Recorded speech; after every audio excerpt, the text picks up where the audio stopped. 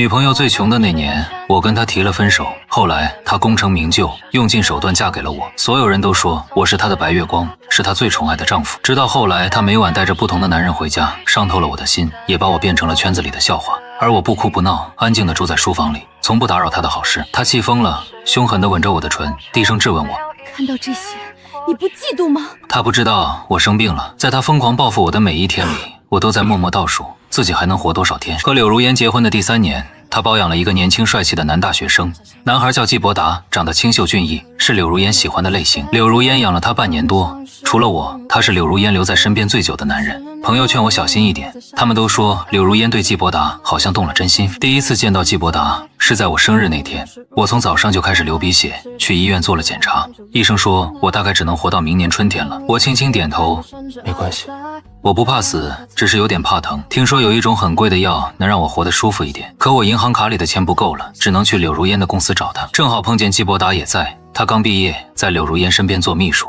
柳如烟正在开会，我坐在外面等他。季伯达一直盯着我看，他就是老板的老公啊，长得好丑，又瘦巴巴的，看着跟快死了一样。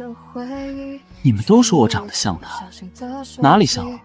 我明明比他帅多了。明亮的玻璃映出我的倒影，头发凌乱，确实不好看，也确实快死了。旁边的同事拉了季伯达一把。他没收拾，他要是真收拾起来，10个你加一起都没他帅。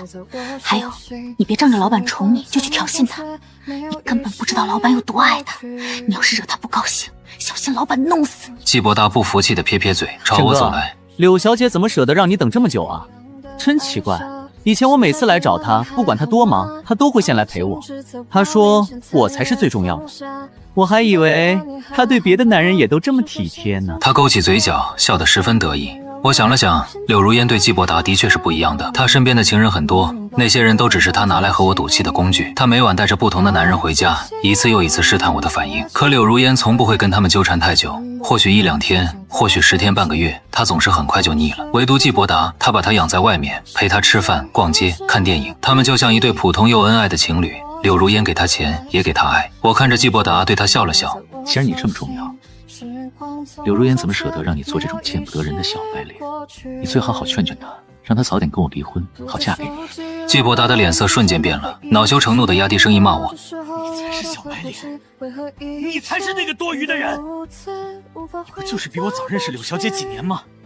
可你现在又老又丑，你拿什么跟我争？他的同事大概是怕我生气，赶紧走过来扯住他的胳膊，想把他拉开。其实我无所谓，我早就和自己说好了，不会为了柳如烟生气，更不会为了他和别的男人争风吃醋。季伯达被人扯了一把，站不稳，直接摔倒在地。柳如烟透过会议室的玻璃看到了摔倒的季伯达，他直接扔下手里的文件，推门走出来，一把抓住季伯达的手，心疼的皱起眉。谁弄伤他的？那个好心的同事吓得退了2步，脸都白了。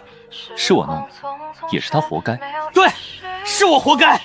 谁让我爱上了不该爱的人，被人骂成小白脸，骂成情夫。柳小姐，只要你也爱我，我就要一辈子留在你身边，谁都别想把我们分开。他深情地看着柳如烟，柳如烟被他逗笑了，抬手揉了揉他的头发。别生气，我会心疼的。他对他是真的不一样。我垂下眼，不想再看，只对柳如烟说：今年生日我要50万。说起来也可笑，我们明明是夫妻，却连彼此的联系方式都没有。除了要钱，我从不会主动找他。结婚之前我们说好了，他要我的人，我要他的钱。柳如烟一直恨我拜金，可从前只要我开口，不管多少钱，他都会给我，只多不少。唯独这次，要钱他看着我，可以，但是沈彦舟，先低下你高贵的头，跟季伯达说一句对不起。我慢慢攥紧拳头，轻轻笑了，强忍着身体里突然涌上的疼痛，转身就走。钱我不要了。我突然很好奇，柳如烟，如果有一天你知道这些钱能让我多活一点，知道我死前吃了多少苦，你会是什么表情？我一个人回了家，痛苦地蜷缩在被窝里，疼出了一身冷汗。吃了点安眠药，我骗自己，只要睡着了就不会疼了。昏昏沉沉中，我做了个梦，梦到我20岁那年，柳如烟很穷，可她很爱我。那年我过生日，路过一家咖啡店，看见一对情侣坐在玻璃窗前，男孩手里端着一块雪白的蛋糕，看起来精致又昂贵。我还记得那天下着大雪，我捧起一堆雪，对着柳如烟笑着问：如烟，你看这堆雪像不像蛋糕？柳如烟咬着牙，伸手抱紧我，不让我看见她偷偷红了的眼眶。3天后，她抱着一个大蛋糕出现在我的宿舍楼下，买一整个蛋糕要258块。而他站在风雪里发了3000张传单，也只能赚100块。我看着他手指上生出的冻疮，心疼的眼圈都红了。如烟，你的手可以用来读书，可以用来写字，唯独不能为了哄我高兴，就这样糟蹋自己。我根本配不上这么贵的蛋糕。燕州，你是这世上最好的男孩，你配得上所有好东西。那一天，我哭着吃完整个蛋糕。过了很久，我已经记不清它到底是什么味道了，只知道从那以后，我再也没吃过比它更好吃的蛋糕。这一觉睡了很久，迷迷糊糊间，我听见手机在响，接起电话就听见柳如烟在那头喊我。沈燕州，我轻轻笑了，温柔地叫她。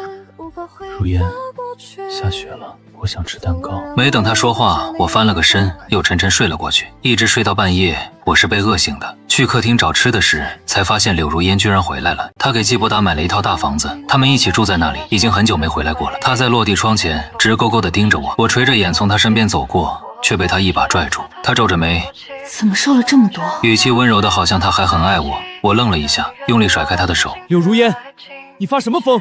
她低头看了看自己空荡荡的掌心，脸色一点点冷了下来。等我走到餐桌边，看见桌上摆着一个插满蜡烛的蛋糕，我才知道原来那个电话不是梦。我说想吃蛋糕，柳如烟真的买回来了。这算什么？求和吗？可我已经快死了，我早就不需要一块蛋糕，也不需要柳如烟了。我抓起蛋糕，直接扔进了垃圾桶。柳如烟皱起眉，伸手把我摁在墙上。沈燕州，你他妈耍我！对，我就是耍你。怎么了？我说想吃蛋糕，你就真的去买？柳如烟，你怎么还跟以前一样贱？眼看着他的脸色彻底冷了下来，他狠狠拽住我的衣领，把我拖进卧室，压倒在床上，凶狠地吻着我的唇。我推开他，柳如烟，你别碰我，我嫌你脏。他又扑上来，低头一口咬在我的脖子上。沈燕州，你跟我服个软能死吗？你知不知道我等着你来哄我等了多少年？你知不知道你跟我说想吃蛋糕的时候我有多高兴？结果你把我当猴耍！他抬起头，忍着眼泪盯着我，我也红着眼圈，狠狠瞪了回去。昏暗的房间里，我们谁都不说话，谁也不肯先认输。手机却突然响了，是季伯达打来的。柳如烟顿了顿，还是接了起来。我听见季伯达哭着问他：“你真的为了沈哥不要我了吗？你明明就是喜欢我的。我现在在酒吧喝了很多酒，有个女人一直来搭讪，我好讨厌她。你来接我回家好不好？”柳如烟没有说话，她只是看着我。沈燕州，求我，只要你求我留下，我就不走。她大概忘了，很久以前我也曾放下尊严求过沈她。燕州，你不配。这3个字一直扎在我心里，直到今天，我终于能原封不动地还给她。柳如烟，你不配。柳如烟沉默了片刻，忽然自嘲地笑了。她把手机放到耳边，对季伯达说：“等我，我去接你回家。”她没再看我一眼，起身摔门而去。第二天，柳如烟为了季伯达和别的女人大打出手的照片就在圈子里传开了。这是第一次，她和外面的男人闹得人尽皆知。家门口守着几个记者，我一出门就被他们围住，问东问西。请问关于柳小姐和季伯达的事，您有什么想说的吗？一个是婚内出轨的女人，一个是知3当3的男人，你想听我说什么？可我听说，当年是你在柳小姐最穷的时候，为了钱甩了她，后来她飞黄腾达，你又用尽手段逼她嫁给你。现在柳小姐找到了真爱，她和季伯达郎才女貌，是你非要霸占着她丈夫的位置。我停下脚步，一把抓住她胸前的工作证。你是季伯达的朋友吧？当年柳如烟为了嫁给我不择手段，你以为我很想娶她？这件事圈子里的人都知道，你不知道？还是说你为了帮你兄弟小3上位，故意来给我泼脏水？他的表情瞬间变了，慌忙抢回工作证，义正言辞地狡辩：“我和季伯达确实是朋友，但我是记者，我说的话都是客观公正的。如果你真的不想娶柳小姐，那她现在爱上别人了，你为什么不离婚？”我笑了笑，正要开口，鼻血却突然又流了下来，样子狼狈极了。有人在旁边笑话我。沈先生嘴上说不在乎，怎么还急得上火，连鼻血都流出来了？我伸出手将鼻血擦掉，平静地说：“我不是上火，我是生病了，快死了，所以最近总流鼻血。”人群突然安静下来，所有人都不笑了，只有那个男孩还在继续：“装什么装？流个鼻血就开始装病装可怜？我最看不惯你这种男人，整天要死要活的，什么不要脸的手段都使得出来，真给男人丢脸。”他说完转身就走，他的背影和季伯达一样让人讨厌。我被记者围着采访的视频很快就上了热搜。柳如烟也正面回应，她说：“我是永远不会和燕州离婚的，请大家不要再去打扰我老公。”当天下午，季伯达那个记者朋友就被开除了，很多网友开始骂我真恶。心，不想娶就别娶啊，装什么身不由己？嘴上说不愿意，其实就是装清高，当了婊子还要立牌坊。突然有个网友插了一句：“你们嘴巴都给我放干净点，不知道真相就他妈闭嘴！”所有人都开始追问他真相到底是什么。这件事说起来其实很俗。那一年我妈得了绝症，医生说这种病的遗传概率很高，不只是我随时可能重病缠身，就连以后如果我结婚生子，我的孩子大概也逃不过生病的风险。我妈发病那天流了一盆鼻血，她失血过多昏迷了3天，醒来后她对我说让我和柳如烟分手。我呆呆地看着她，妈，他不会嫌弃我的。妈知道他是个好孩子，你们从高中就开始谈恋爱，他每天早上骑着自行车在巷口等你，你真以为我不知道啊？有一回我看见他买了一个肉夹馍给你当早餐，他兜里一共才12块钱，一个肉夹馍10块，剩下2块钱又买了2杯豆浆。你那时候又嘴馋又缺心眼儿，他骗你说自己吃过了，你还真信了，捧着肉夹馍吃得特别满足。那时候他多可怜啊，爸妈离婚没人要他，每个月就1点生活费，12块钱可能就是他一天的饭钱，可他想都没想就全花在你身上了。那时候我就觉得我儿子有福气，找了个这么好的女孩，就是因为他太好了，妈才更心疼他。那一年柳如烟的奶奶也病了，住进了医院。她是跟着奶奶长大的，感情很深，为了给奶奶治病，她每天忙得焦头烂额。女人的心很脆弱，如果如烟失去了奶奶又失去了你，她大概就真的活不下去了。妈，我舍不得他。一句舍不得换来的是泪如雨下。10年前的事，到现在想起来还是会觉得心酸。我买了妈妈最爱吃的柿子，准备去墓地见她最后一面。我快死了，该去跟她说一声，以后我大概不会再来了。去之前，我先去了一趟柳如烟的公司，找她拿一样东西。我妈还活着的时候，一直很喜欢柳如烟。那年她还没生病，我和柳如烟也还深深爱着彼此。我妈去庙里拜佛，求了2个福娃，一个男福娃里藏着我的生日，一个女福娃里藏着柳如烟的生日，保平安保健康，也保相爱的人能永远在一起。我妈让我把福娃带给柳如烟，柳如烟不要她自己的那只，偏偏要拿走我的。她说那只男福娃长得很像我，丑萌丑萌的。她说看见他就像看见我，她喜欢看见我。那只福娃到现在还摆在柳如烟的办公桌上，我怕等我死了，柳如烟会像扔垃圾一样把它扔掉。那是我妈替我求来的，我得拿回来，放在她的墓碑前，替我陪着她。我到公司的时候，柳如烟正在看我早上的视频，看见我，她把手机扔到一边，什么都没说，也什么都没问。我看着她办公桌上原本放福娃的位置空了。我的福娃呢？季伯达追着我走进来，我手心划破了，柳小姐特别心疼我，她舍不得我受伤，就把那个福娃送给我了。她还说那个娃娃很像我，笨笨的，但她很喜欢。沈哥，你说他是不是在胡说？我这么帅，怎么会像那么丑的娃娃呢？你凭什么把我的东西送给别人？那是我妈给我求来的，你凭什么送人？那个福娃是你的东西啊，抱歉，我忘了，还以为是什么不值钱的小玩意儿。他话还没说完，我就一把掐住了他的脖子。柳如烟没有躲，就那么安静地看着我。季伯达猛地推开我，你有病吧？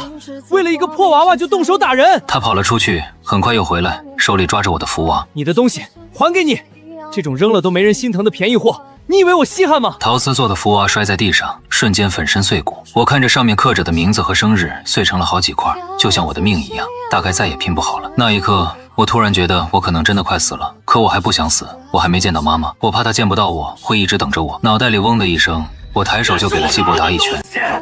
我会心疼，我当然会心疼。我伸手去扯季伯达，柳如烟却挡在了他前面，把我拦住了。我眼眶发热，死死盯着他，哭着哭着就笑了。你明明知道我要死了，你还要欺负我，柳如烟，你真的爱过我吗？他轻轻抬手替我擦掉眼泪。又是要死。沈彦舟，你耍我很好玩吗？你不用哭给我看，我也不会再心疼你了。他的话还没说完，一滴血突然落下来，砸在他的手背上，我又流鼻血了。这一次比以前都严重，我腿脚发软，浑身疼得站都站不住，直直倒了下去。柳如烟惊慌失措地跪在我身边，死死抱住我。叫救护车！他什么也做不了，只能眼睁睁看着我的血越流越多。为什么止不住？别再流了！沈彦舟，求你别吓我！昏迷时，我闻到了医院里刺鼻的消毒水味。我听见医生对柳如烟说：“还能活到明年春天，甚至可能更久一点。可是他说，他没钱了，不治了。现在他的病情已经失控，没有继续治疗的必要了。所以你的意思是，我老公快死了？昨天还好好的人，怎么可能就快死了？我要我老公活下去！你能治就治，治不了就滚蛋，换人！那一天，柳如烟差点把病房给砸了。她请来了无数专家团队，她说不管花多少钱，都要让我活下去。可绝症这种东西，不是有钱就能治好的。柳如烟偏执得厉害，什么都听不进去，非要带我出院，送我去国外治疗。她有钱有势，在医院里闹成那样，也没人敢拦她。直到我的青梅竹马白宁冰带着我的遗嘱出现，很早以前我就已经做过公证，把我的一切都交给他来决定。宁冰抬手就给了柳如烟一巴掌，指着他的鼻子骂：你钱多，早干嘛去了？现在来耍威风，柳小姐，晚了！你哪儿都别想带他去，我在哪，他就在哪儿。柳如烟望着宁冰手里的遗嘱，愣在原地。白宁冰，让我带他走，算我求你，你相信我，他能活下来，他可以的，他不会死的，他死了我该怎么办？宁冰平静地看着他，你这种冷血的女人，离了谁都照样活得很好，别在这装深情了，恶心自己，也恶心别人。他推开柳如烟，坐到床边，握住了我的手，刚一开口，眼泪就掉下来了。真的不想活了。他哭得我心里都难受了，我好想抬起手帮他擦掉眼泪，告诉他不用心疼我，我只是想去睡一个很长很长的好觉。沈彦舟，你再醒一次好不好？是你自己说的，要好好说再见，走的时候才不会留下遗憾。你还没跟你妈妈说再见，也还没跟我说再见，你怎么舍得？我的眼泪也顺着眼角滑了下来。生命监测仪突然发出响声，医生连忙让宁冰继续跟我说话。他说我有苏醒的迹象。那一天，宁冰抓着我的手，连水都不敢喝，一直不停地跟我说话。他一会儿哭一会儿笑，怪吓人的。我本来已经打算死了算了，被他这么一闹，不醒过来安慰他一下，都觉得不太合适。我拼命和这副早就烂透了的身体对抗，直到半夜，终于睁开了眼睛。我醒来后的半个多月，宁冰寸步不离地守着我，他照顾我照顾得快走火入魔了，喂我吃饭，陪我上厕所，差点连裤子都想帮我脱。我心里着急，恨不得赶紧好起来。再这么下去，白宁冰都要变态了。趁他不在病房的时候，我试着自己去上厕所，没人扶着，我走路也没什么问题。可上完厕所出来时，腿突然一软，我整个人摔倒在地。我挣扎着爬起来，柳如烟看到冲了进来，连忙把我扶起来。我就去交个费的功夫，白宁冰跑哪儿去了？真没用！少在我面前说宁冰的坏话，我不爱听。他有自己的生活，有家人，有工作，不像我，一天天闲着没事，只会给他添麻烦。为什么不早点告诉我你生病了？你长着嘴是干什么用的？难道白宁冰比我还重要吗？你什么事都告诉他，却不告诉我。因为我不需要你，我不需要你的关心，也不需要你的陪伴，所以你知不知道我生病了，对我来说一点都不重要。其实我从来没有刻意瞒过柳如烟，我的体检单就放在桌上，放在她只要低头就能看见的位置，可她从来没看过一眼。在我一点点消瘦下去的那些日子里，季伯达出现在她身边。那个男孩比我年轻，比我帅，也比我更讨人喜欢。柳如烟为了他开始整夜不回家，所以他看不见我曾无数次疼得倒在地上哭着的狼狈模样。柳如烟的眼泪砸在了我的手背上。沈彦舟，你最厉害了，想甩了我就甩了我，想让我滚我就得滚。我知道你不需要我，不需要就不需要。可是我需要你啊！柳如烟直到现在都不知道当年我为什么和他分手。那年他功成名就回来找我，说要和我结婚，我欠他一个解释。本来我是想把所有事情都告诉他的，我想告诉他分手那天我说的那些狠话全都是骗他的。梳理好情绪的那天，我本来想去找柳如烟告诉他真相，可他在会所谈生意，大概不适合好好谈一谈。打电话给他时，听他电话里的声音有些醉了。挂断电话后，我还是不放心，决定去一趟。我再打他电话，他已经不接了。到了会所，我只能一个包厢一个包厢去找。我找到他时，却只看到他正和一个男人抱着。他回头看见我，却一点都不慌。我攥着拳头，柳如烟，你耍我！本来是想耍你玩玩的，可那天去你家，看见你过得那么惨，我又有点心软了。沈彦舟，不如我真的嫁给你，怎么样？只是我已经不爱你了，所以你要乖一点，不许哭，也不许闹。我的情人很多，如果你总是吃醋，我会很烦的。听见柳如烟说她不爱我了，我的眼泪一下就掉了下来。只是想告诉你，我不打算娶你。当年分手是因为我妈。可我话还没说完，别跟我提你妈，他就突然扇了我一巴掌。你不用把责任都推到他身上，你们母子俩一样爱情，谁也不比谁高妙。沈彦舟，我说要跟你结婚，不是在跟你商量，你最好感恩戴德的接受。我看着他的脸，只觉得陌生。听说白宁冰以前在会所做过陪酒，是吧？她运气倒不错，还能找到一个像样的男朋友。你说，要是那个男人知道她以前是陪酒女，还会不会要她？我气得浑身发抖，骂他卑鄙无耻。沈彦舟，为了报复你，我还能做出更混蛋的事。不信，你可以试试。柳如烟心狠手辣，我不敢赌，我怕毁了宁冰好不容易才得到的生活，只能安慰自己，反正我烂命一条，结婚就结婚吧。这一场报复持续了很久很久，久到柳如烟玩累了，想跟我和好。可那时候我已经不爱他了，我把自己摔成了猪头，根本瞒不过宁冰的眼睛，他气得不行。接下来的2天，不管我干什么，都得挨他一顿骂。我被他骂哭了，蒙着被子嚷嚷。这么会骂人，就知道欺负我！有本事你带我去见我妈，你肯定骂不过她。宁冰沉默了很久，过了一会儿，他轻轻摸了摸我的头发。等你把身体养好了，我就带你去看阿姨，好不好？我知道他是在骗我，我也知道我好不了了，可我舍不得让他担心。好。从那以后，我更加努力地配合治疗，药一把一把的吃，针一针一针的打，手臂上青一块紫一块，我也不喊疼了。柳如烟站在旁边看着，咬着牙转身走了。夜里，我听见她和宁冰在病房外面吵架。你看他妈，你听不懂吗？你让他去一次能怎么样？我看你就是盼着他早点死。